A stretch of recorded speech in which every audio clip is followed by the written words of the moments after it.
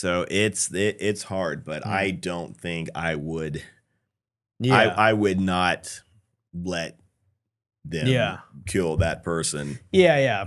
Even if it meant saving the world. Fuck the world. The world's up. Yeah. The world's getting by. The world deserved it if it got to this point. The world was going in that direction anyway. If it wasn't the disease, it wasn't the virus, it was going to be something else. Yeah. Would have been Terminators. Right. Yeah.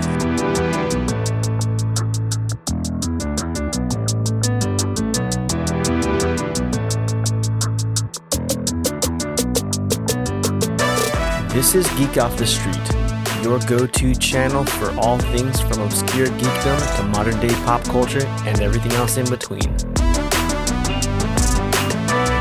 What's up, everybody? Greetings and salutations. Yes. Once again. Yes, all those. All the greetings you can think of. Extended to you. Yeah. My name's Trent. And I'm Mark. And this is Geek Off the Street. We're here greeting you this week. Yes. From our lovely recording studio. As you can see, look around. We're going to keep making sure you guys look around. Right. And see what's going Take it on in. here. Take it in. Yeah, exactly. Breathe it and imagine. Yeah. It's woody. It's oaky. It smells like the earth. Built by men. Yes, exactly. Manly all hands. of those things. All those things. Yeah. We are those men that built this thing. Yeah. Well done, sir. This week on an exciting episode, as usual. As always. We're finally talking about the HBO Max series that just concluded. Literally just concluded. Like a few hours ago, technically. As we speak. Right. As at the time of this recording. Yes. Yeah. Good point. Yeah. We just got to the end of that. We're going to be talking about the show as a whole. I know we talked about the first look a few months ago. Now we're talking about the thing in its entirety. Right. And that show is The Last of Us. Did we not say that? We did not say it. I got you covered. We did not say it. That's okay. Yeah. Someone was listening. I wasn't listening to myself. So which is something I'm good at. So, yeah, you are. Yeah, you are. So we are getting to The Last of Us. But first, we're gonna talk about how we're doing this week. Oh man! All right, let me jump into this. Good week. Yeah. Good week. Busy week. There's like some crazy person on my front porch. There's that. That's always a good time. That's always a good time. That happens kind of often, huh? Yeah. Just one of those things. I guess I attract crazy. But so that's neither here nor there. Yeah. But I went on Thursday night. I went to Disneyland. Okay. And they had, I guess I can't think of what it's called. It's like a Disney at night thing. Oh yeah. And they kind of close off the park, and you have to have like a special. You buy a special ticket to go in, and it's really cool because the park is at, I don't even know if it's like 1/3 capacity. So what that basically lines. Exactly. Yeah. Lines that would normally take you like an hour and a half under normal circumstances take like 5 to 15 minutes. Okay. And that's just you walking through their snaking lines and all that kind of stuff. Right, so so that was really cool. Nice. And it was like a princess night kind of thing. So I think they had like, you could get pictures taken with princesses and they had shows and all that kind of stuff. I didn't see too much of that myself. I think we were, running around doing the food. Yeah. Which is always a fun wine part. Fest? Not the wine fest. I'm going to hopefully do that a little bit later. Make sure you get the braised pork belly. It's over in the Hollywood backlot in California Adventure. Okay. Or the whole thing's California Adventure. Yeah. But over by the Avengers store. Okay. Make sure you get that pork belly. Nuts. Okay, insanely all right. good. Disney. So good. Braised pork belly. Yeah. All right. Now those are all buzzwords for me anyway. Braised pork belly. Yeah. And it comes with a little bit of max out on the side. Nice. I think I would have preferred rice, but still good combo. Yeah. Right on. Good. Delicious. Good. Okay, cool. Yeah. Yeah, they always have like a special menu for those kind of things anyway. So I went, had a good time, went with my sister went and some friends, and we had a good time. Cool. So very cool. Fun. Let's see. So then the next day, we rolled out to Vegas. So if you see bags on my eyes, if you see my head nodding off, it's because we, after staying out till whatever o'clock, doing the Disney thing, then drove out to Vegas the next day. Thank you, sir. Yeah, and basically just got back like, I don't know, like an hour-ish ago? Something crazy? Yeah. So literally, I forgot to tell my cousin that we got back safe. Oh, gotcha. But anyways, speaking of my cousin, that's the reason we went. My cousin's boyfriend was having a birthday, and they flew out to Texas, so they were out there. Kia, my cousin Kia, what's up, Kia? So it was a good time though. It was a good time. Some of his family, his name is Robert. Robert, happy birthday again. Happy birthday, Love Robert. you, dog. Thank you, sir. Point to a camera. Yeah, a camera.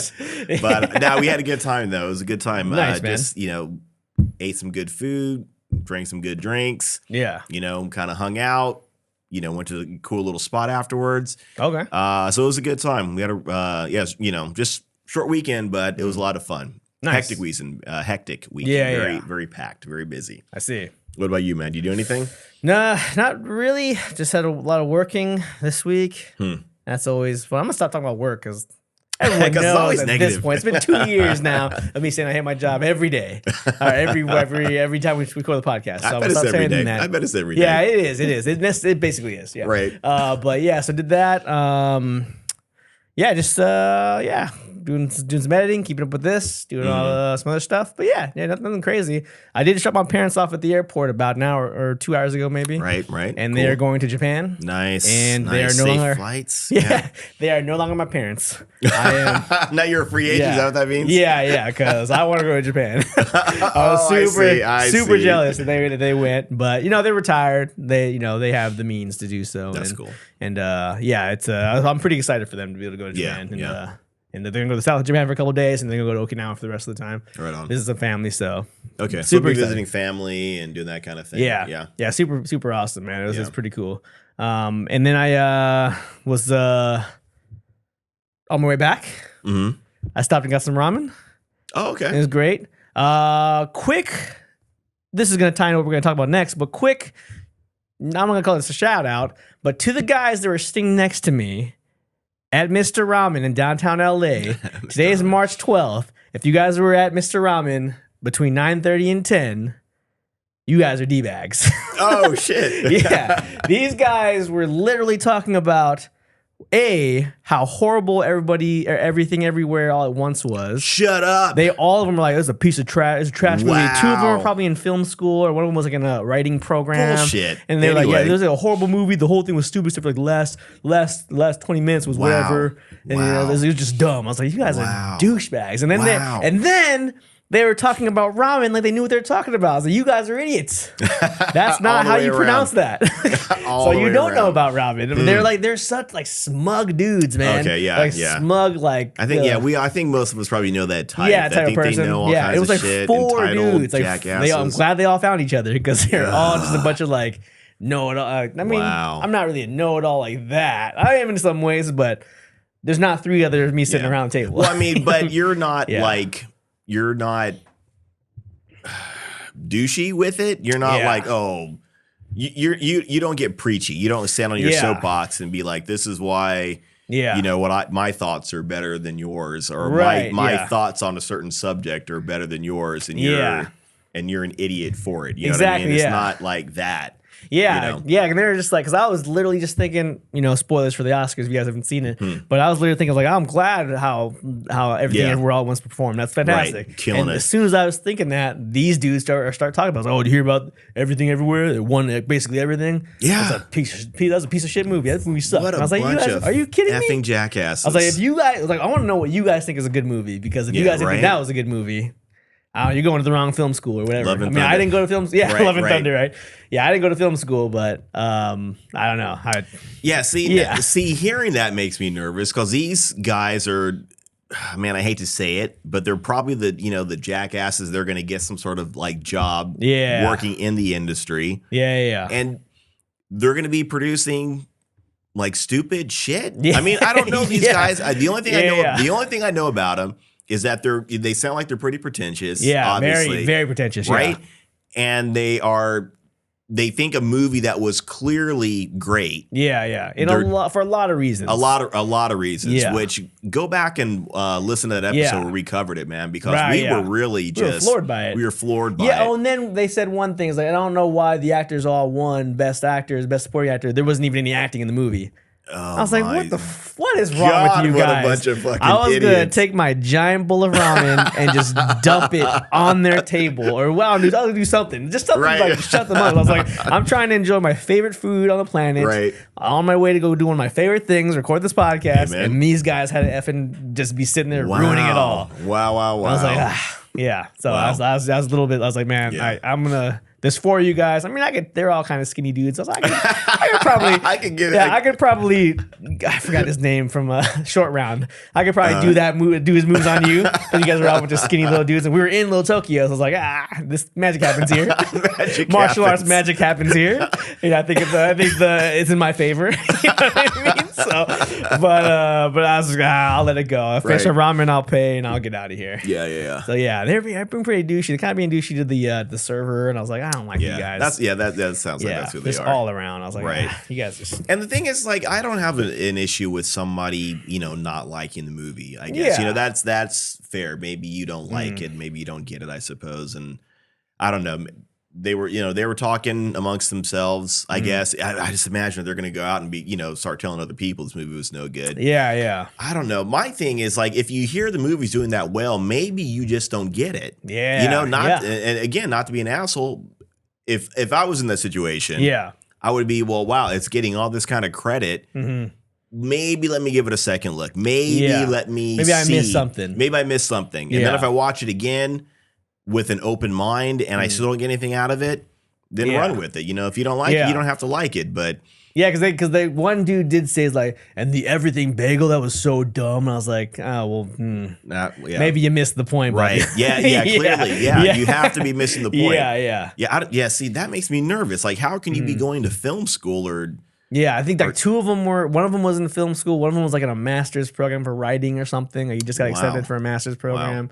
And I was like, I don't know how you got in. I don't know. Sometimes when you are studying something, you're in something like that, you kind of get that attitude. I'm just thinking like even like boot camp kind of thing. Like when you get out, you're just. Laser focused on military shit. You know what I mean? Anybody says anything to you, you're like, what the fuck, you're ready to fight them kind of thing, because you've lived that life for 2 months, 3 months, depending. Yeah, it's true. So you're surrounded by it, and that's all you think about. That's all you know for that block of time. Yeah, I know. I know how to, because I studied film in community college, and I just did 1 semester at the university I transferred to. Yeah, and I there was a point where I was like a movie snob. I was more than I am now, right? For sure, but everybody else in the classes that I was in, like a lot of them were really snobby, and I don't know if that was, I don't know why that was, but there's a lot of people who are talking about, I directed this thing. I'm like, you're in film school. Yeah. You directed a short film for your community college too, buddy. So I don't know. I don't know. It's a lot, very pretentious. That's interesting. Like, that's not why I stopped going, but I just feel, I don't know.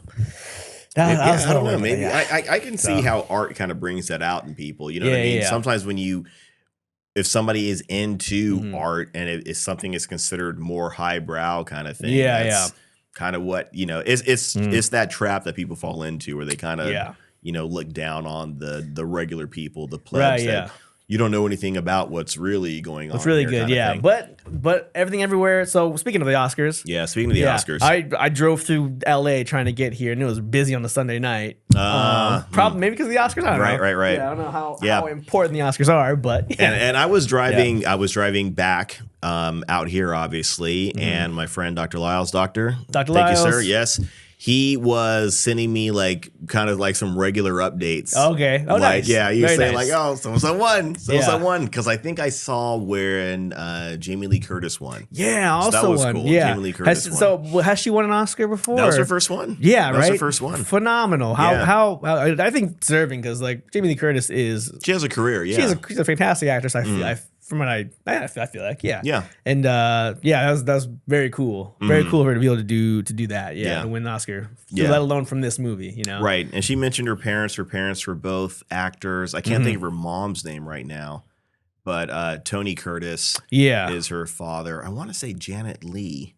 I don't know. It's not important. Well, I shouldn't say it's not important. That's rude. But so she won. So that was cool. Yeah. Michelle Yeoh won.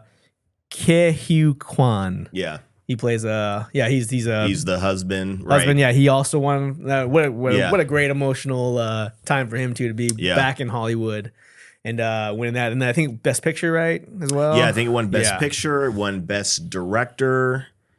For the Daniels.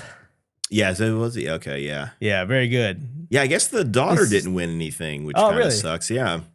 Was she up for something? I don't know. I'm assuming she might have been up for maybe Best Supporting, which also was Jamie Lee Curtis. So she lost. I don't know. Maybe I could be wrong about that, but for those of you guys that don't know, Everything Everywhere All at Once, we talked about it last year. Yeah. And it is just like a phenomenally creative, different film. Right. And it's like this multiversal kind of thing. Sort of an indie film because it had a lower budget. Yeah. It was limited release in theaters too as well. But man, was it very impactful and impactful to general audiences too, it seemed, because it won 7 Oscars. Right. It's really hard to get into it right now. I honestly, if you have seen the movie, if you haven't seen the movie, I would honestly recommend listening to the podcast that we did on it because and RJ brought this point up too, that we all had different perspectives. We all had different takes on this movie. Yeah. And the thing is, like, they were all justified. They all made sense. It wasn't like, oh, you just made that up. Yeah, you didn't get it. Yeah, that's straws. Yeah. Right. Yeah.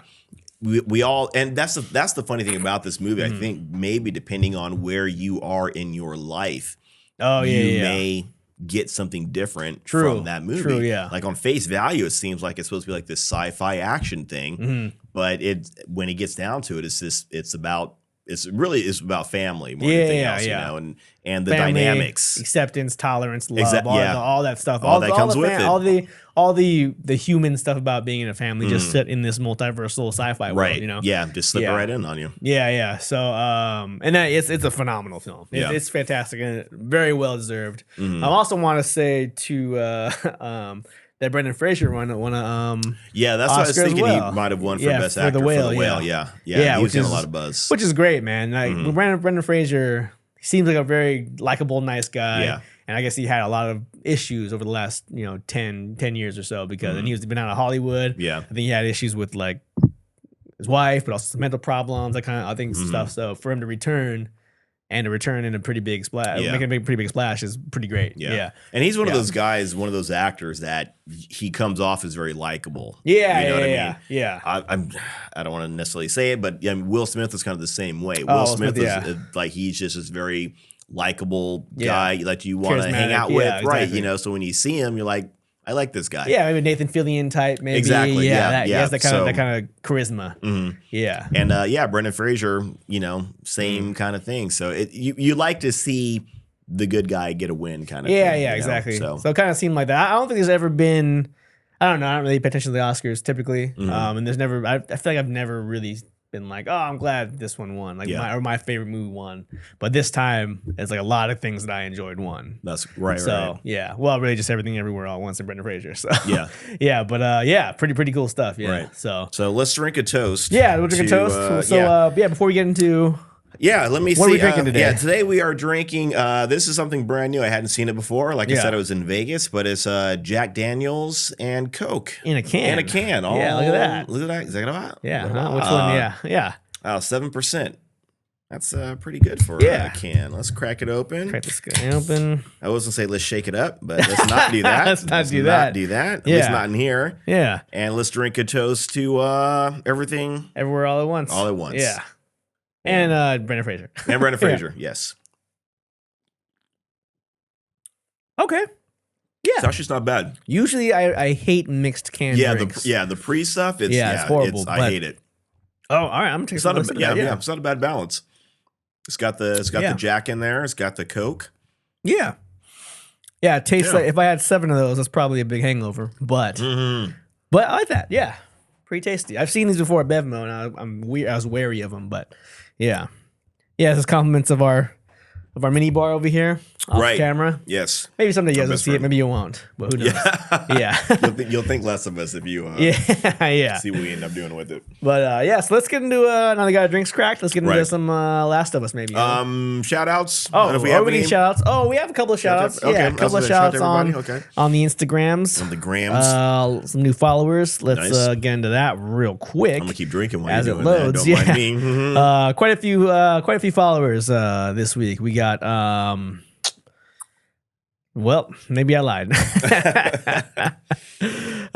Sorry, just get so many notifications now because people are liking our reels. Thank you guys especially for liking our reels, liking our short content, our long content. Sharing it, doing all that stuff. Check out all our content.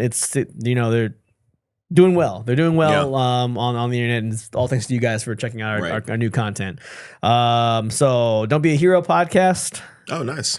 Don't Be a Hero. Yeah, thanks for following us. Let's see. Movies for Pandas. Not sure. I'm going to come back and check you guys out. Back to the Blockbuster, which is, Back to the Future Blockbuster. There, that's cool. The image. Yeah, I like that. Was it good though, Pod? I like the name, and I'm going to come check that out for sure. Was it good though? That's something I would say. I think normally. And then let's see. Say What podcast? Oh wow, a lot of podcasts. Loganster 25, Dylan Axel. Oh, that's Dylan from high school. Okay. Dylan Axel likes Adrian Barrow 92 also from high school. He was in the media arts class, and he has a movie review channel that he does. Oh, okay. Yeah, so check his stuff out. I'll put in the show notes. One Drink Rock, Play Along Pod. It just works Studios, Gaming Together Pod, Meow Lins, and I think that's gonna be it. Sounds kinky. Yeah. Curtin 813. That's Daniel Curtin from high school as well. A lot of high school people follow me. Daniel. Thank you guys. Nice. Smart Gadgets Gallery. One more. Okay, that's probably gonna be it. That is it. Yeah, we love you guys. For following us. Yeah. Right. Thanks New and old fans, we love you. Yeah. Followers, definitely. we love New you. followers, old followers, everyone listening, everyone watching our content, all that stuff. It's great. It's fantastic. Right. It's a good time to be on this podcast. Yes, it is. Amen. For us. Good for us. Good for us. Yeah. Okay. Now let's get into some Last of Us, right? Yes. So that's why we got this here. You can see it somewhere in there. If you guys watch the show, right? There was a scene where Ellie and Riley play Mortal Kombat. This is one of the few things video game related we have in here. that relates specifically to that The too. Last of Us. This is the only video game shirt I own, Crash Bandicoot. So I wore it because it's video game related. Because it's a video game. And it's a Sony exclusive, I think. Nice, right? nice. Yeah, but we specifically, let's look for something really, really niche, something that you got to really catch. To make that link make sense. And they played this in the show. So that's why we did it. Yeah. Just big old geniuses. We had planned this for a big long old geniuses, time. Right. Yeah. So we're going to get into some Last of Us. Basically, we talked about it a little bit a couple months ago on our first look episode, but you guys should know what Last of Us it is. It's probably one of the most influential video games in the last 10 years, I think. Maybe even longer than that. Right. I think it's influential. It's very impactful, huge game. One of the best games I've ever played, I think, really hands good. down. Yeah, story-wise, gameplay-wise, all of it. It's great. Yeah. So the HBO Max is the adapted version of it for live action. Yeah. It was developed by the guy who wrote the game. Right. So that's good that he's involved with it. In addition to another guy. I keep forgetting his name. I see him. I see. Just trust us. There was. Yeah, there was another guy. If you watch the featurettes at the end of each episode, he's in there all the time. Yeah, guy with the beard. Right. Yeah. But so now the show's over. So I guess we should probably. Well, here's my thing. Yeah. I mean, we should get into what we liked and what we didn't like. But I know for me. Maybe I should save it for the dislikes. Are you getting dislikes? No. Let me not mess up the flow. but let me finish my thoughts. Yeah. Opening thoughts, let's call it. Oh, I like it. Let's a new segment. Opening thoughts. Yeah. The characters. While the show was great, I haven't heard anybody say anything bad about the show. You will today. Leave it to me to handle that for you. Trent's as always. Trent. I got you covered. Right. I think one of the things that I was a little disappointed with was the fact that these weren't the same characters from the video game. That was my biggest complaint about the show. The Ellie and the Joel, both those characters they're very different from the video game. In the TV show, they're almost like equals, or at least Ellie seems like she thinks that she's an equal to Joel. Joel in the video game was he was more assertive. He was more, I guess for lack of a better term, he's a lot more gruff, a lot more, I don't know, just kind of gritty, I suppose. And in this one, he's a little bit of a punk at sometimes, for lack of a better way to put it, man. So he was kind of soft. He was big time. Yeah, very different from the video game, but it worked for this show. It was still good. So I guess I'm disappointed that I didn't get to see the video game version of Ellie and Joel, but this version of them, worked within this show. So. Yeah, I'll agree only because I don't remember the game as much. I thought I remembered a lot more about it because when we get to how the ending is for the show, you were saying it's pretty similar to that game, and I don't even remember that being the ending. So, right on. But I'll agree though that I don't remember. I didn't have that opinion about the characters in the show. Yeah, because I guess I don't really remember the game that well. But I agree to the points that they don't seem as, I don't know, I wasn't really as engaged with them as I was in the game from when I remember playing the game. Okay. Yeah, okay. so that's probably the reason why, because they're probably not the same. Right on. Yeah.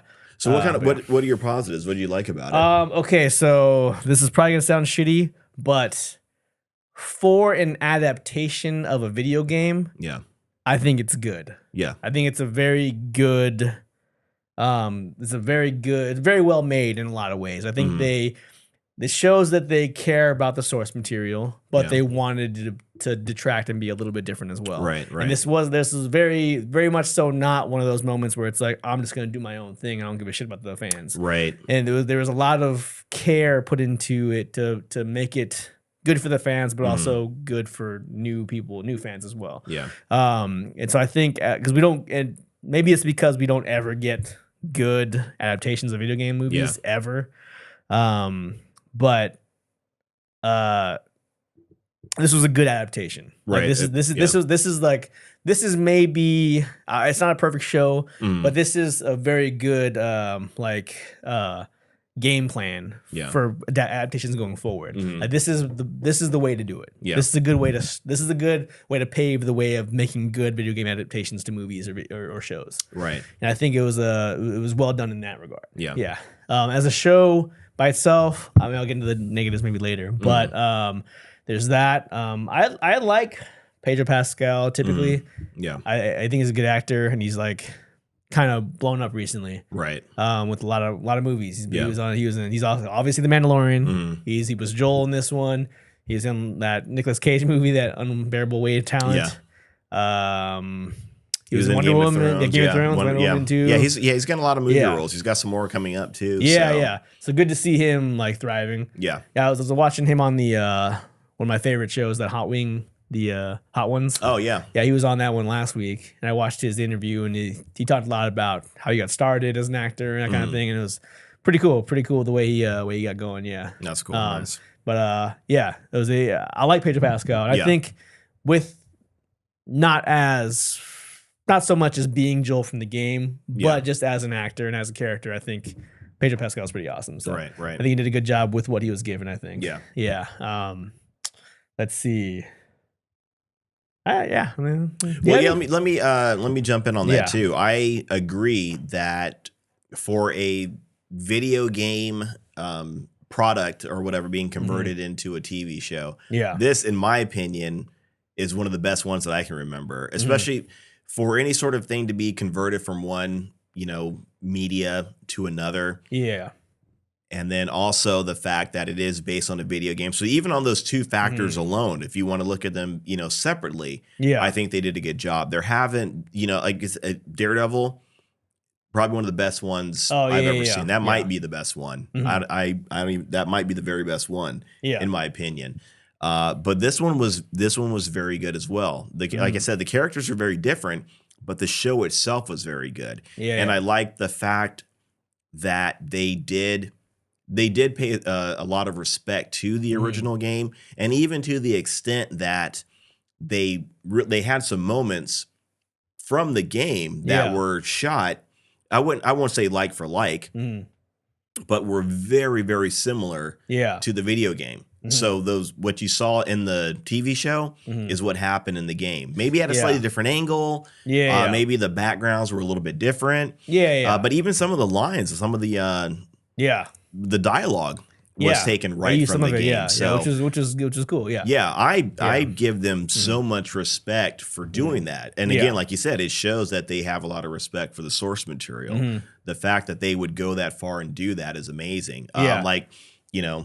This has a dual meaning, because there was a Mortal Kombat video game that was converted into a media. Oh, yeah. Well, it's been done several times. Yeah. I've never seen anything good Mortal Kombat in a movie setting, unfortunately. So another bad one is Resident Evil. Yeah. Resident Evil. They rebooted that shit 4 times now. Right. Like I guess they're doing another one now with they're rebooting it again to do Resident Evil 4 with Leon. But like, when are you guys gonna learn, man? Yeah. Apparently, Trying to reimagining that shit that is, you guys are getting it right. Yeah.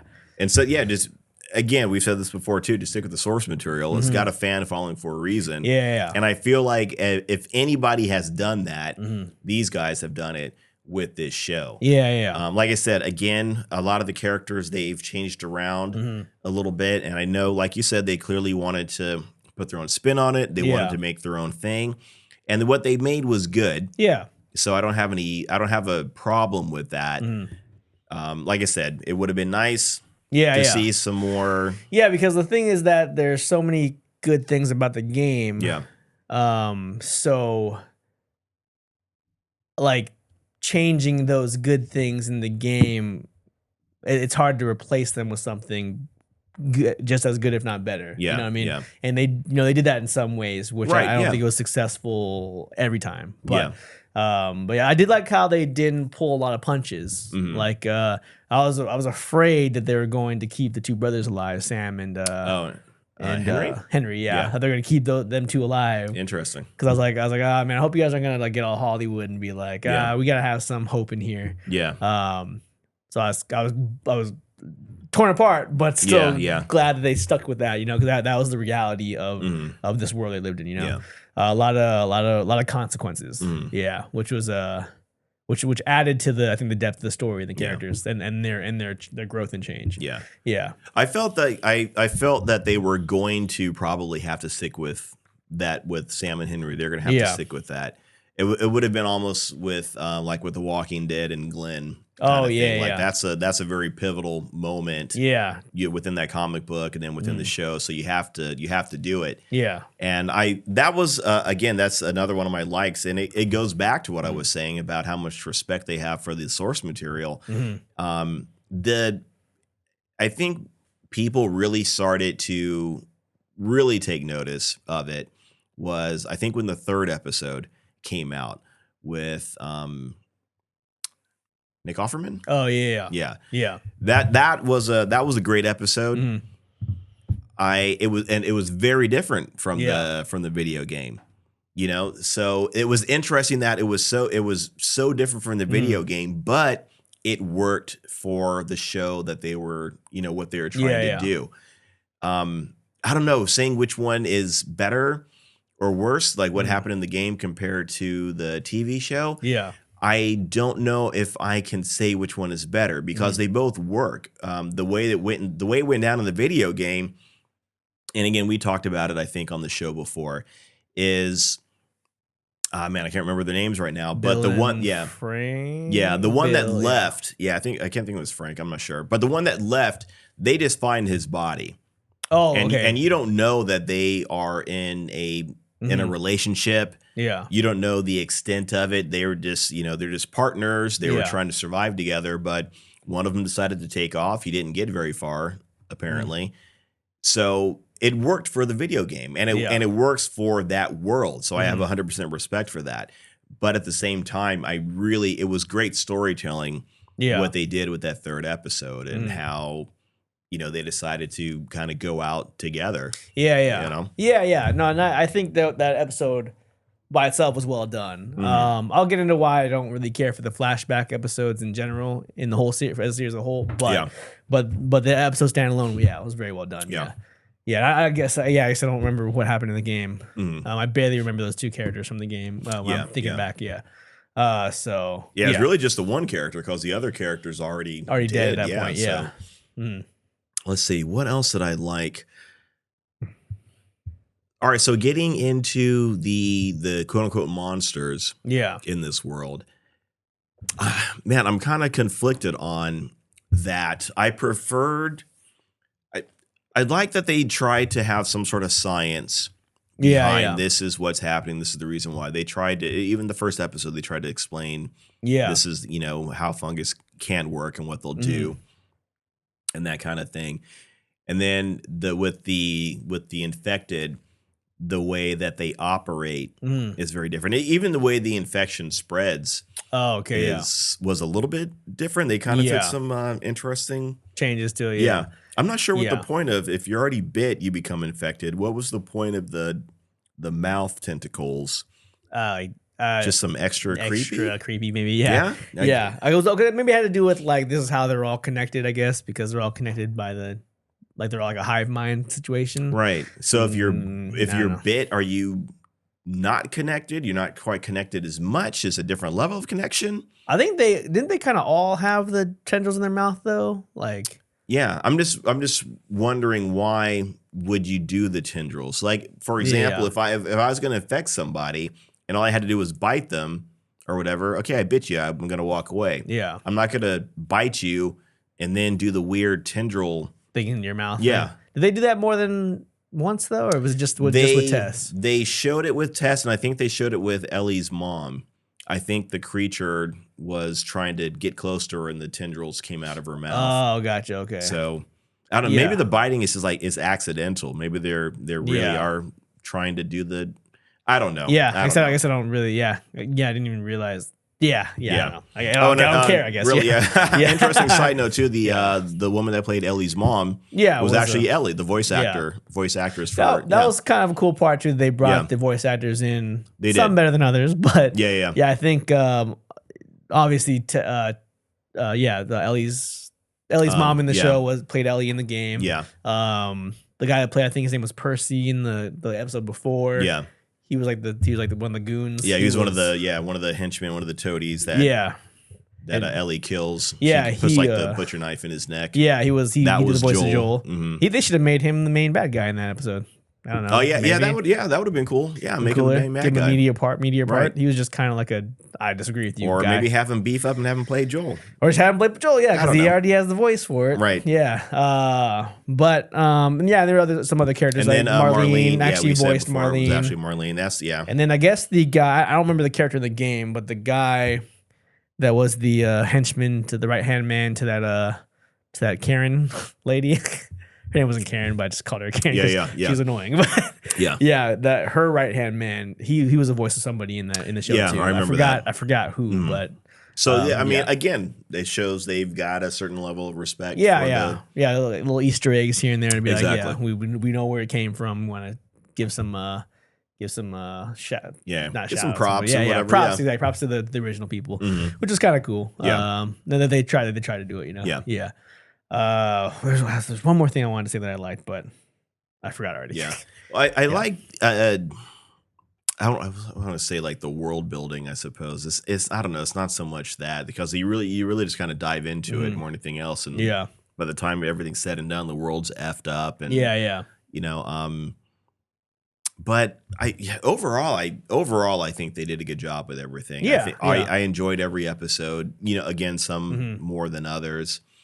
With the third episode was really good. Sam and Henry Their story was really good, different from the video game. Yeah.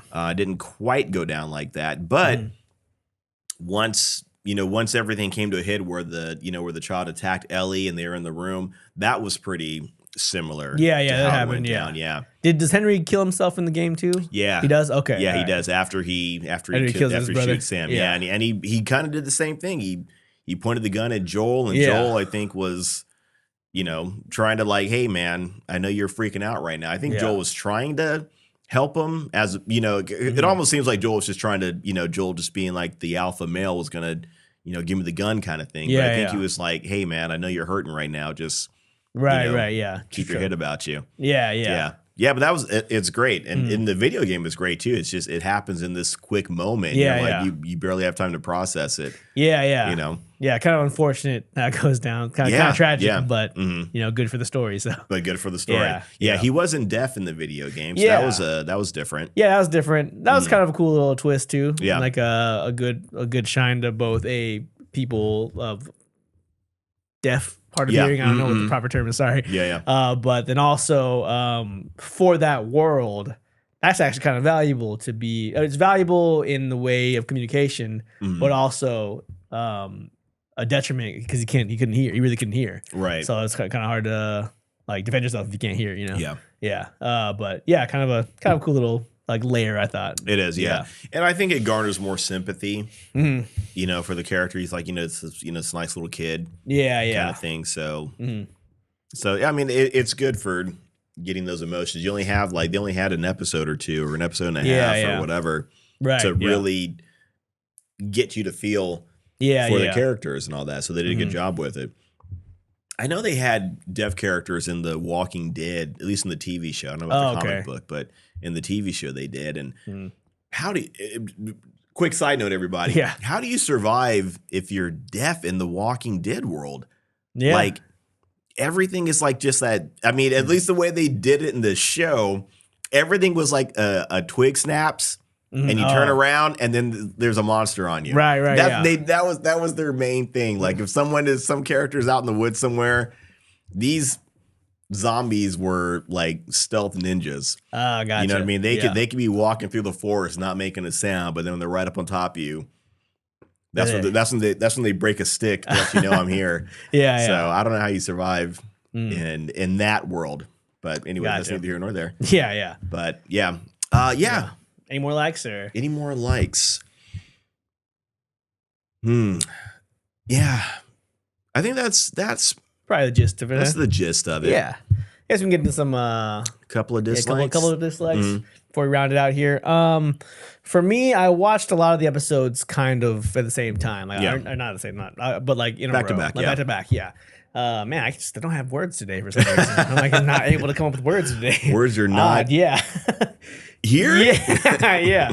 But yeah, very I watched them all back to back sequentially, and I got bored kind of. Did you really? At some points. Like I feel like I was kind of bored in a couple episodes. The flashback episodes were kind of, while by themselves were good, I don't feel like they tied in super well with the show as far as pushing this forward story forward. I hear you. I think they tried to do it more with the one with Riley, and they try to tie that one more into the episode and why Ellie really desperately wants to save Joel.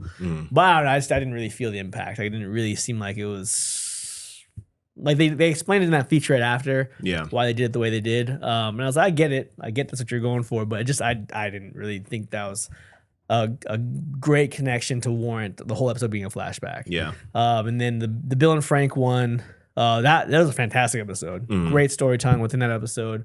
Great acting, great everything. But other than them giving the truck to truck and the supplies to Joel, that story didn't push the overall story forward. You know what I mean? And so I think it was that slowed the pacing down for me, took me out of the show. And then there were just a couple episodes, like the episode with Henry and Sam. Other than how it ends, everything else was just kind of whatever to me. I didn't really care about that town. With I see. With the lady that was annoying. That I don't. How are you running things? Yeah. Why is everyone scared of you? You know what I mean? And I didn't care for that story arc. I didn't really understand. Maybe I missed it, but like where all the infected came from, like in the ground. Yeah, they're all just hiding underground. Yeah. And then like where? It was very, I don't know how much sense it made. And they tried to like, they were like foreshadowing because they in the basement that like, the ground's moving. And I was like, but I mean, and if they're like right there where you're walking, like you need to get out of there. Yeah. Because if they're that close and the ground's moving, they're like in your town kind of thing, it's like you got to figure something out. But they're right there. But then they were trying to say, like, oh, well, we're trying to show how focused she was on revenge versus protecting her people. Yeah. Which, whatever, I get. But like, I just didn't understand. Like, how are they under the asphalt? Yeah. And like, is that. And why is the asphalt moving? Yeah. Are they like piled up, like and they're on top of each other? And they're like they took a deep breath and it just moved. Right. Like, I didn't understand that. And then, like, because then they're just like, oh, they killed all the infected. They cleared everybody out. And I was like, who did and where'd they clear them all out to and where are they? Like I just didn't get it. I was like, okay, well, this is just a big spectacle for no real reason. Right. So that episode I just didn't care. So like I kind of like got bored. I was glad when he found Tommy, obviously. Yeah. And that town was cool, I guess.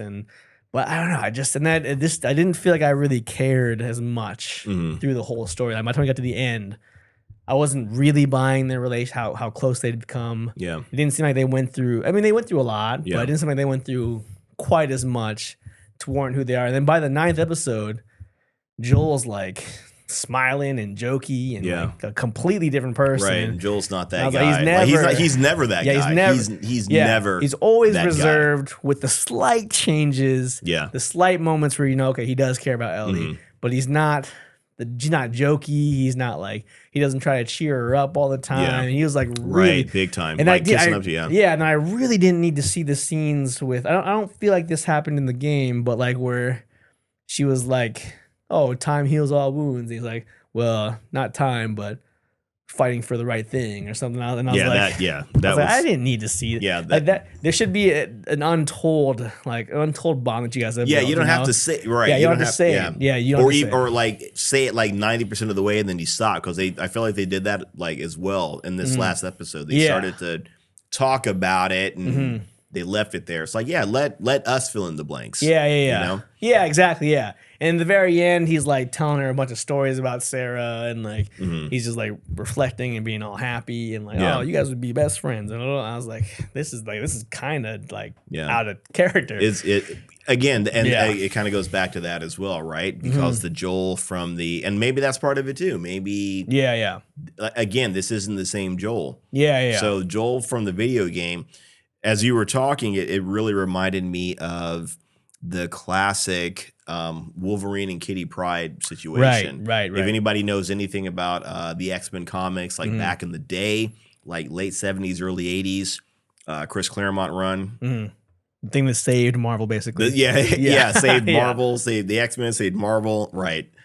That was the dynamic. Wolverine was this extremely gruff, basically really like almost like an unlikable character, at least as far as the characters were concerned. Like us readers loved it. Yeah. But with amongst other characters, he was very unlikable. Yeah, no one liked him. Within the. Yeah, and he had a very dark, very gruff demeanor about him. Yeah. And then he ends up in a situation where I don't want to say stuck, but he's kind of stuck with Kitty Pryde for a while. And he has a soft spot for her. And they do it later again with Jubilee. I was like, for all you 90s kids. Exactly. Yeah. You 90s it's the kids. same thing with Jubilee. Yeah. Same situation. Like he has a soft spot for her. So, or for both of them. So those characters can, maybe get away with, joking around with them or he shows a little bit more of the softer side. Yeah. Humanizing him a little bit. Yeah, exactly. Yeah. But Joel, and again, this is Joel in the video game. Yeah.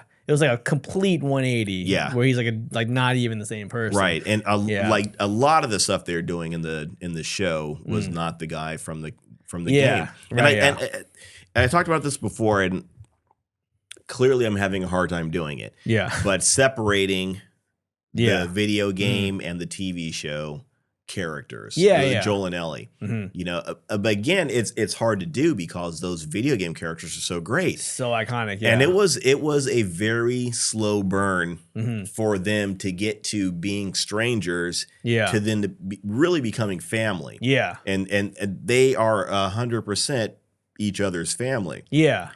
And again, like you're saying, it seemed like it was not believable, or it was forced, or because they say that they're close.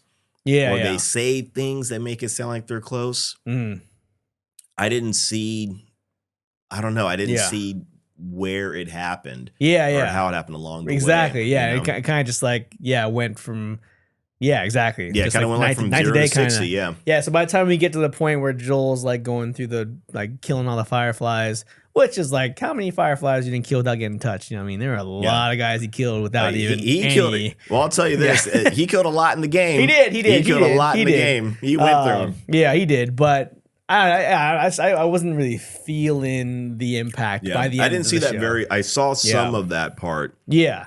Where he's starting to take them out, but... Yeah, it didn't seem as emotional and impactful for me. I just kind of felt like, I was like, I mean... Just because you guys say you care about each other, and like do it super corny, like in a corny way, like I just wasn't buying it at that point. So I was kind of removed from the show at that point, and I was just like, this. Not to say that I shouldn't be comparing. Right. I should try to look at them both separately, but it's hard when you know where it comes from and how well it was done the first time around. Yeah. You know what I mean? So that was kind of a disappointing part to not see that relationship. Yeah. And again, I was talking about this whole slow burn process. I'm trying to think how much. Well, no, I take that back. I guess when you're playing the game, you probably invest a good, 20, 30 hours playing it. It's not like a super hard game or super complicated. So they had more time, I suppose, to really explore it. You know, as they were going. I don't know. I feel like it would have been nice if they had done a better job with that. I would imagine that people that have not played the video game, or maybe have not played it in a long time, and maybe they're not familiar with it, I would imagine they can probably enjoy this show pretty easily.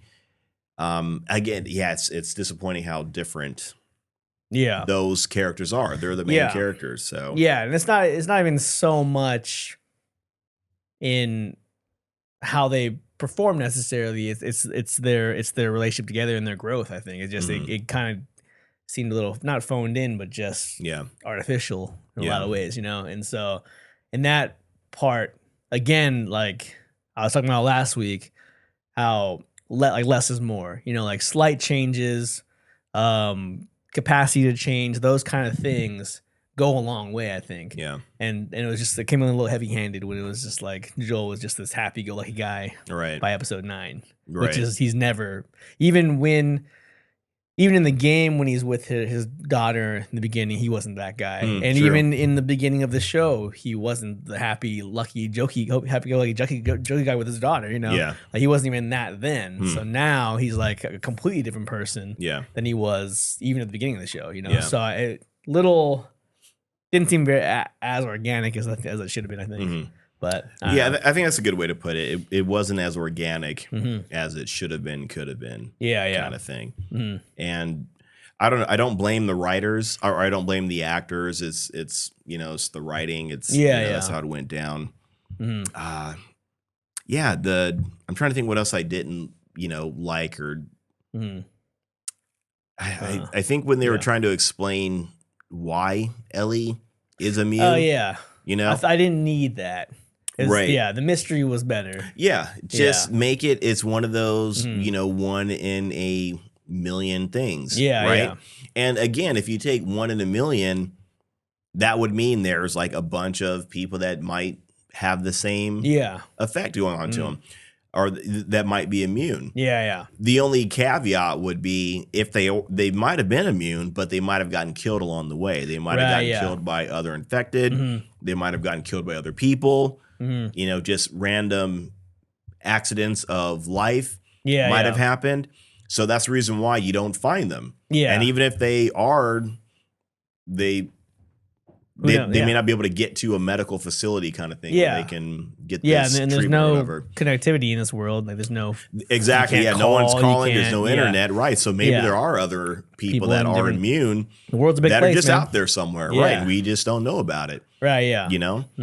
So that would have that could have been interesting. Yeah, but now it's just like, well, she's immune because her mom happened to get bit while she was giving birth to her. Right, yeah. Like a Blade situation kind of thing or whatever. Yeah, exactly, yeah. She's a daywalker, everybody. So kind of random, and I was just like, well, and that took away the impact of the end of the show when it's like, well, we have to kill her.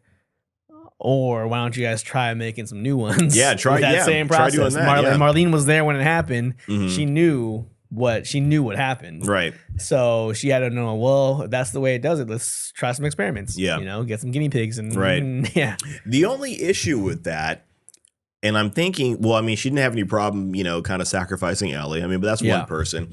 The Fireflies seemed like they were more altruistic. Like if they got the cure, they would have shared it with everyone. Yeah. Maybe. Because they were at a kind of a war with this other group, Fedra or whatever. Yeah. So I don't know if they would have shared it with them. They might have used it as leverage against them. Get what they wanted. They seem like they're, you know, we're going to save humanity, but we're going to save humanity the way we want to save humanity. Right, yeah. Kind of thing. So I don't know how generous they would have been.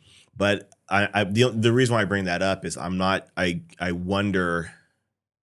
Now I'm starting to second guess myself. How much how willing would they be to experiment on people? Right. Yeah. That's my true. question. Yeah, that's true. Yeah.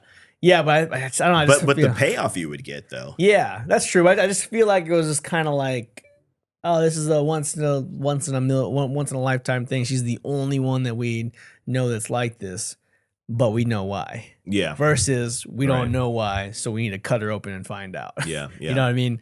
But I don't know. It just kind of came off as like, this is our only opportunity we have. I'm like, I mean, but you guys could maybe engineer another situation. Right, yeah. Because you know. Yeah, you've already got the answer, right? Yeah. Ellie is the answer. She is that answer that says, look, here is the cure for this plague that we're going through right now. Yeah. So now you got to do like the algebra. You got to do the math and get to the solution. Right, yeah. You know, you got to, so you already have like X, you know, plus 4 or times 4 equals 8. So you kind of know what X is. So you have, so just.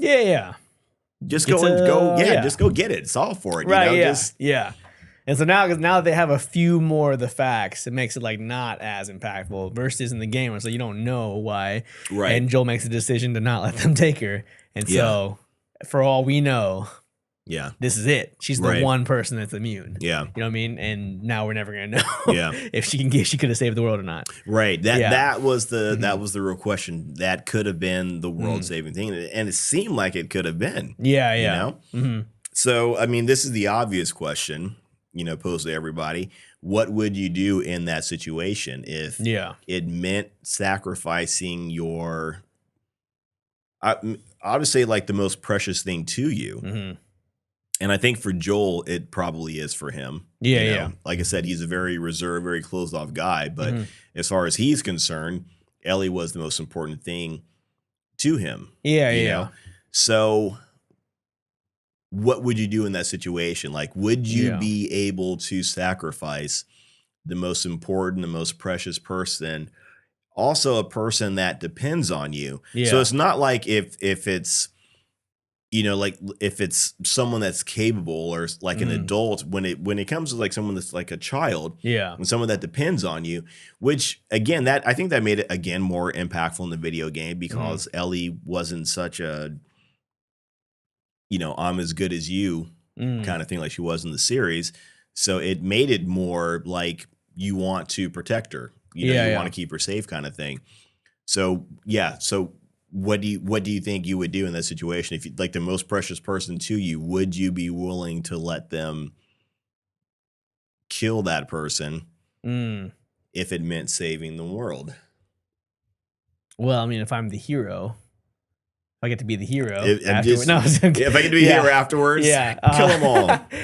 No, I mean, I think what made it the issue was that it was decided for her. by both these adults. You know what I mean? Because we don't know what Ellie would have chosen if she was given the choice. Like if Marlene would be like, "Hey, we have to kill you to save the world." Yeah.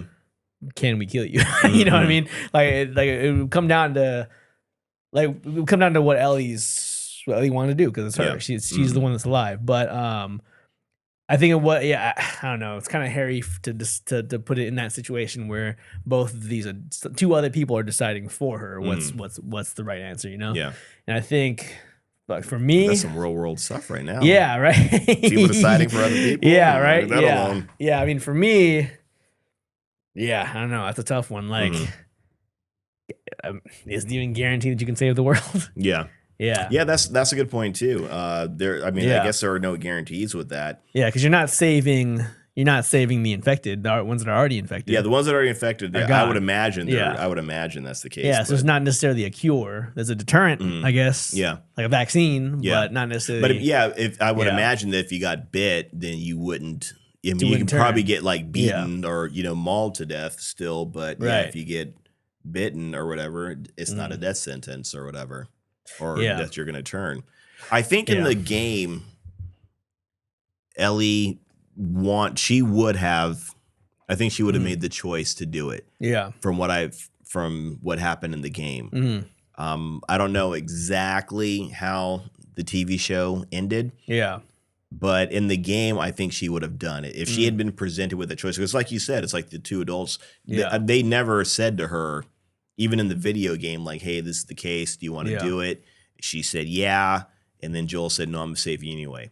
It's like you said, it was these two different, adults were with two different, interests. Yeah. Said this is what we're going to do.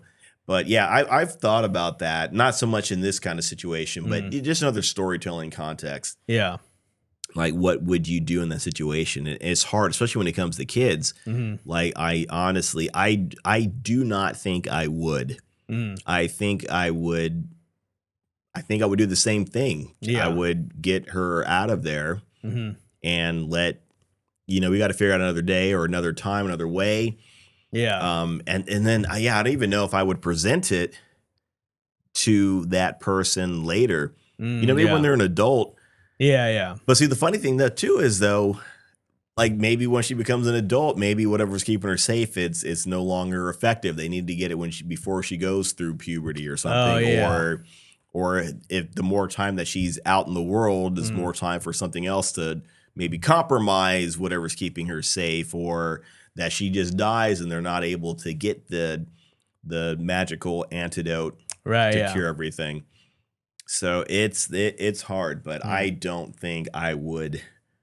Yeah. I would not let them kill that person. Yeah, yeah.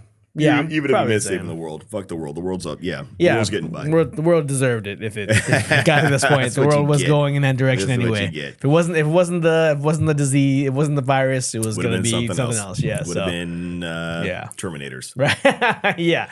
But even if they did get it, it would have been this power, this organization. Yeah, with this power, they wouldn't have been good leaders. You know what I mean? They wouldn't have just mass produced it and farmed it out and give it to everybody. It's like, if you want it, come join us. If you want it, tear down Fedra, tear down our enemies. Yeah, kind of thing. If you want it, you need to be subservient to us and our Constitution kind of thing. I wouldn't see it going well. It's interesting. Yeah, it probably wouldn't have really saved the world. Right. It just would have made this dictator kind of thing. Exactly. It would have saved lives. It would have saved them from that. Yeah, yeah. But it wouldn't have saved them from this new tyranny. That makes sense. Kind of thing. Yeah, I think. That makes sense. I got one more thing that I want to comment on. This is more nitpicky from like a production standpoint, but there were some kind of like lazy moments. Like the one example was the infected under the asphalt. Like I didn't understand that, or I didn't get the logistics of that. And then there are like some other scenes like great examples when she's fighting, what's his name, the cannibal guy. Yeah, yeah, she's fighting him in that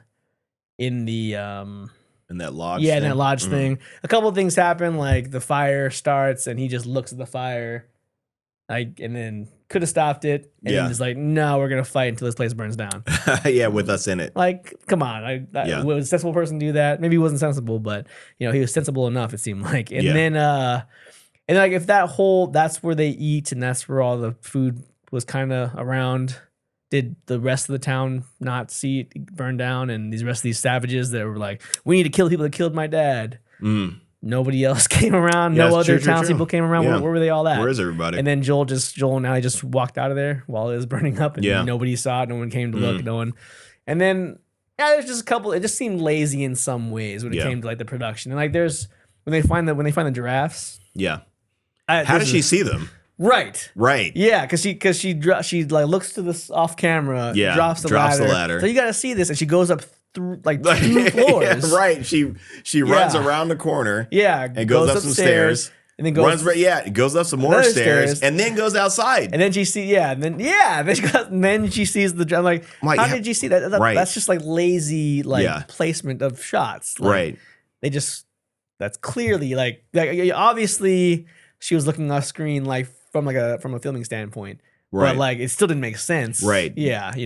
How? I agree. That kind of stuff. Like I started to notice more of those things as I got bored of the show. I was starting to notice more things that were just like, oh, well, that didn't make sense. And what was Ellie's mom doing in the middle of the forest, about to give birth? Yeah. Like, what was she doing out there? Right. If you're about to give birth, maybe chill somewhere. Yeah. Were you out to getting firewood, or were you? I mean, why? Why are you? Yeah. Like, you're literally going into labor. Yeah. You had to. You're the last person that should be. You had to have known you're going. Why were you running through the forest? Mm-hmm.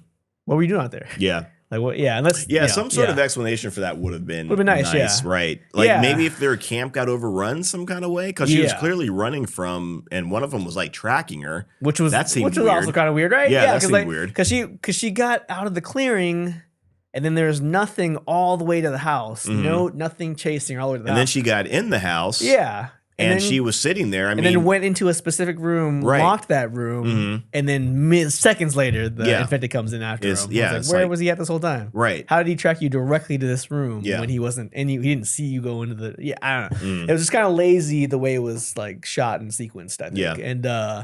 And so that whole thing, I was just kind of like, why are you even out here? Why is this what's going on? And she went to that house clearly knowing that house was there. Yeah. Because she was calling for people that were supposed to be there. That's supposed to be like a safe spot or something. Yeah. And because she thought they were already there. So they must have been staying here. Oh, I don't know, whatever the case is.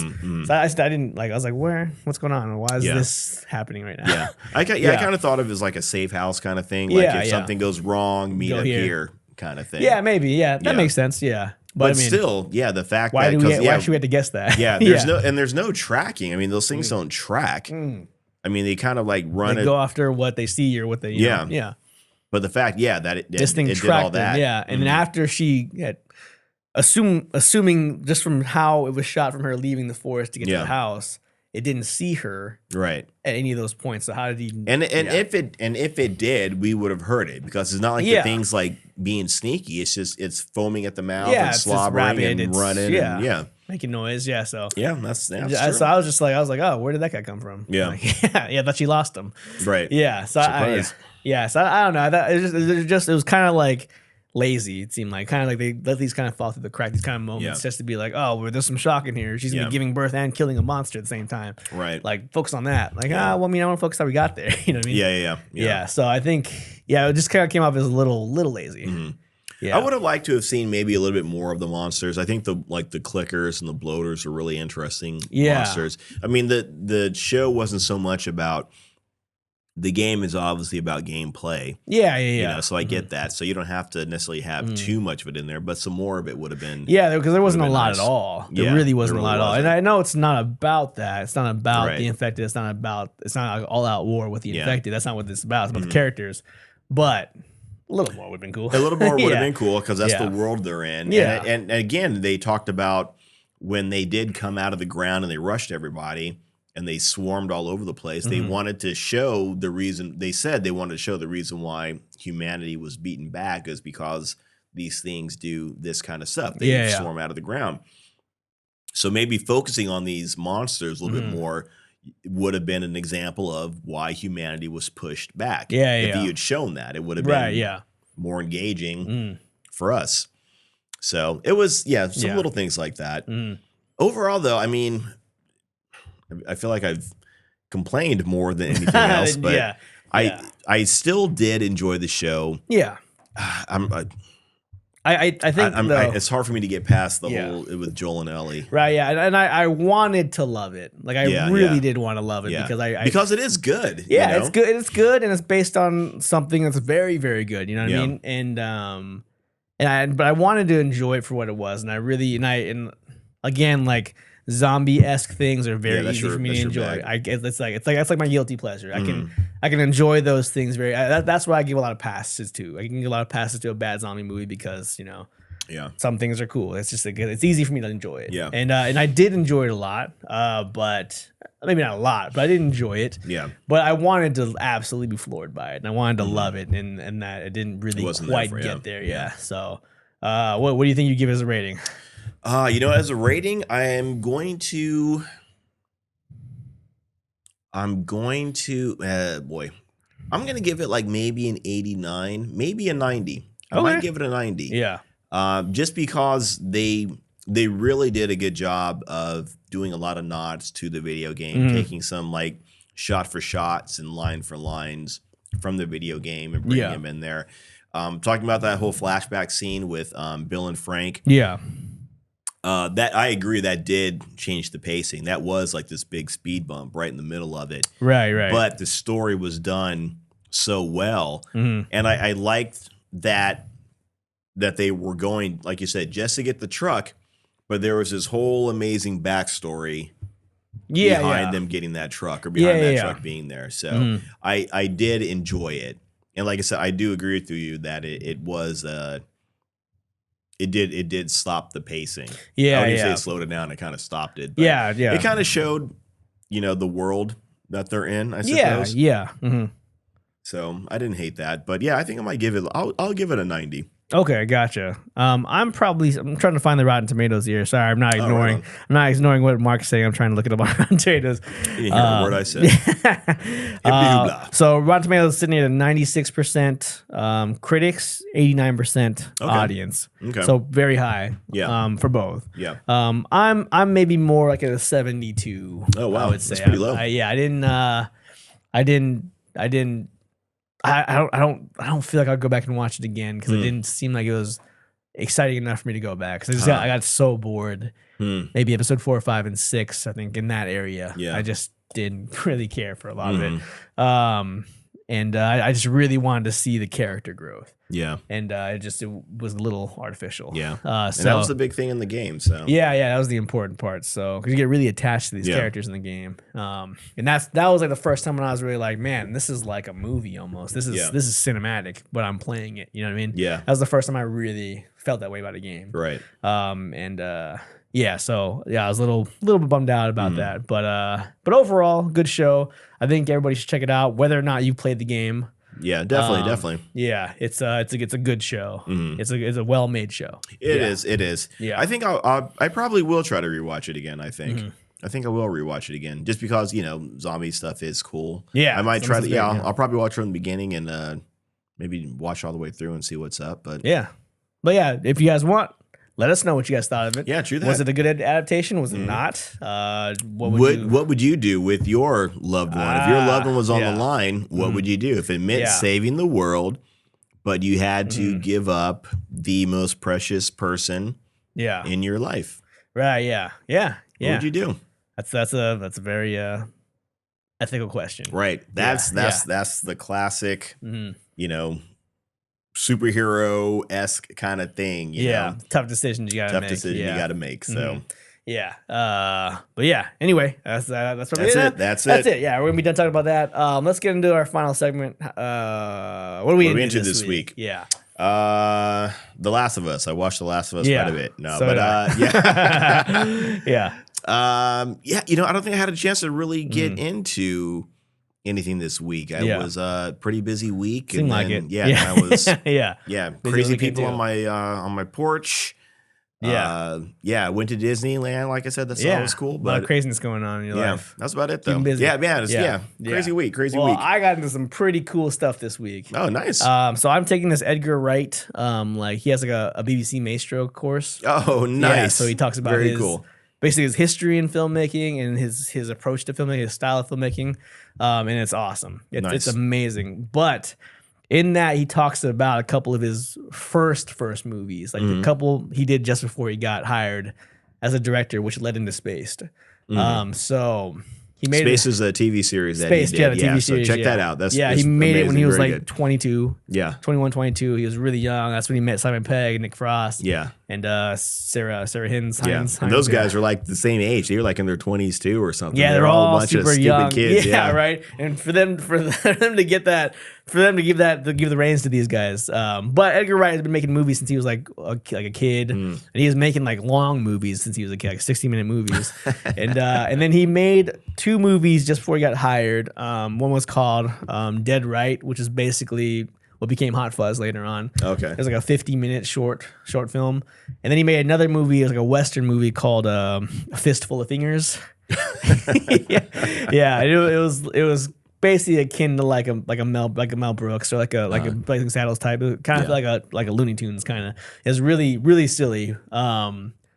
But I'm not gonna say it was like a fantastic movie, but you can see this is where he came from. That's cool. And he knew what he wanted to do, and he won I think he won an award for that feature film, that Western one, which got him the job at his first directing job at like a kind of a lower end British TV channel, where he met Simon Pegg, and which led into Spaced, you know. So it was a whole process. There was a whole path that he followed. So I watched his old movies, and they're still funny. There's very Edgar Wrightiness in there, you know. Right on. And you can see how he developed as a filmmaker. Right on. But Fistful of Fingers, I had to find that. But then Dead Right, he has it on YouTube, and he does like an introduction for it, and he's like, we had so much fun making this, but probably so much more fun than you are gonna have watching it. But I hope you enjoyed it anyway. And but it's fun. It has some moments. It has some moments. So yeah, it was awesome. Edgar Wright's my favorite director, man. And seeing his path was awesome. So yeah, so I was like really taking notes and trying to figure out definitely. How I make my own movie, you know. So, but yeah. I just remembered what I was into this week. When you mentioned Mel Brooks. He has The History of the World Part 2. I saw that. Is out. Yeah. I loved the batshit out of the first movie. That first one. It came out in the 80s or whatever. Right. It's good to be the king. If watch it, you'll get it. Yeah, if you're a Mel Brooks fan, you'll get it. If you haven't, go watch it. So this new series is pretty good, actually. It's pretty funny. Yeah, I'm not disappointed. Okay. And I was really like, it's been like 40 years. Yeah. And Mel Brooks is no spring chicken, but he's got, some other people, helping out and all that kind of stuff. I honestly didn't realize he was still alive. I thought he had passed at this point. Yeah, I didn't know he was still alive. Yeah. So yeah, people. We'll know about it. It'll be one of those things where it'll be everyone will be talking about it. Gotcha. Yeah. Unfortunately, when it happens, but but the show's pretty good. It's I think they released like maybe 2 episodes every day last week, I think. Okay. Yeah. And it's a bunch of different. And that's how The History of the World was. It's like a bunch of little skits, and they bounce back and forth. But yeah, really good. And then the other thing, so I'm going to keep watching that. I haven't finished watching them all. And the other thing I saw was the Chris Rock special. Oh yeah. I didn't watch the live whatever of it, but I did watch that comedy special. Yeah. Yeah. And it's Chris Rock, so it's always good. It's always funny. It's always very insightful. And then I think that like the last maybe 10 minutes of it, 5-10 minutes of it was about the whole the slap thing, right? Yeah, which I imagine everyone was trying to watch it for. Exactly. Yeah. So I mean, it's Chris Rock, so you should. I mean, obviously you should be watching it just for that reason. But he does. I think everyone wanted to know his perspective or where he was at, if he had made peace with it, if he and Will Smith had made peace, or whatever the case may be, and they have not made peace. Seems like they haven't, right? Yeah. Right. So because I was under the impression like that very night, they had come to some sort of, they had spoken or something, and, I don't know if they settled it, or maybe they're just being cordial. Yeah. I suppose. But yeah, seems like he lights in. Yeah, he lights into him. him. He lights into Jada. I mean, and from his perspective, yeah, it all jives. It all makes sense. Yeah. But it's not over. Well, I'm not gonna say it's not over because Yeah. I don't think they're gonna escalate it. Right. But yeah, is Will Smith gonna do a stand-up special now? yeah, no, right? Yeah. Yeah. Here's why I slapped right now. yeah, but yeah. And you hate to see that because everybody loved Will Smith, but he's Yeah. like he's almost blacklisted now, at least as far as people are concerned. Yeah. But yeah, like I said, Chris Rock, he is clearly not happy with them. He has not forgiven them, kind of thing, and he blasts them both. So really, Is it funny though, or is it? Good, No, or? it's funny. Yeah, it's funny. It's funny, Yeah. and I think it's funny and it's honest. I think is what is what's cool about it. Yeah. I would love for him to. It would be really cool if he did like carpool karaoke. I was going to say sorry. The coffee with comedians. Jerry Seinfeld. He's already done it. Yeah, but it would be cool. I would be curious to hear. I don't want to necessarily see Jerry Seinfeld doing interviews. That's kind of what that show is. Yeah, hear him talk to Chris Rock about that. I see, to hear another comedian talk to him. Yeah, It'd be. I'm curious. Comedians in the car getting coffee or something like that. Yeah. That's what it's called. It's a good show. It's a good show. Yeah, nice. But so that's also what I was into this Very week. good. Check out that special though. And I'm gonna check it out for sure. I've been on a stand-up comedy kick. Right. So I still got to watch the Jim Jeffries, man. I love Jim Jeffries. That's so stupid funny. Yeah, it's so funny. You watch that, then you gotta watch Andrew Santino's Cheeseburger. It's okay. Yeah, that's on my list too. Yeah, he's such an asshole, man. But not an asshole, but like funny. He's funny. Yeah, he's funny. He's pretty smart, even though he plays off being not smart. Right. Yeah. Did you ever see that Jim Jeffries special where he talked about getting an I think it was like an egg stuck?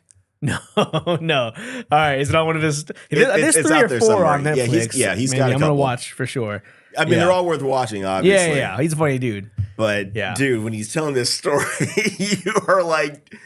You're like crying when you're hearing. You're like, no, stop, no. It's good. Yeah, it's good. My god, it's good. It's I'll check it out for sure. But nice, cool. This is gonna be it then, huh? That's it. Yeah. Again, thank you guys so much for checking out our show. We appreciate especially all the video content we've been putting out the last few weeks. You're gonna get some more. Yeah, I got some more coming next week for sure. As always, we'll keep pumping them out. You guys are gonna get tired of it probably with how much we're putting out. You're gonna love it because it's so good. Yeah, like everywhere you look, it's gonna be a new piece of content. So nothing to worry about, guys. There you go. Calm down. Yeah.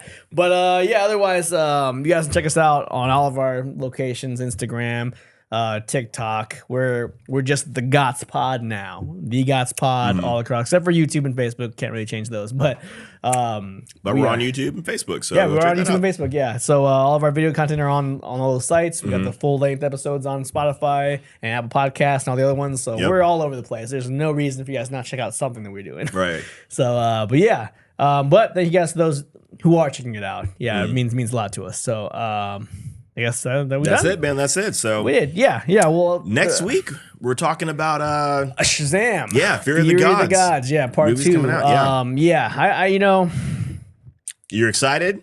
Sure. Sure. Let's go with that. If that's what you want to hear. Yeah, sure. yeah. If that's what the world wants to hear, I'm excited to see Shazam. Don't cut that part. Don't cut that section out and just put it out there. Like, just looping it. One of the hosts from Geek Up, the headline, host from Geek Up the Street is excited for Shazam too.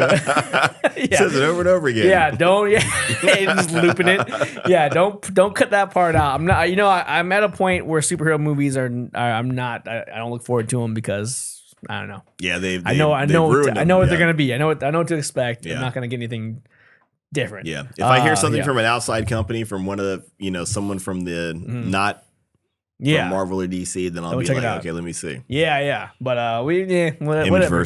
I'm actually more worried about you because you are a Shazam guy. I am a Shazam guy. I know. I like him, and I kind of mentioned it with that first movie. Yeah, like you were saying about The Last of Us, I wanted to like it, but I'm paraphrasing what you said, obviously. But I wanted to like the original Shazam.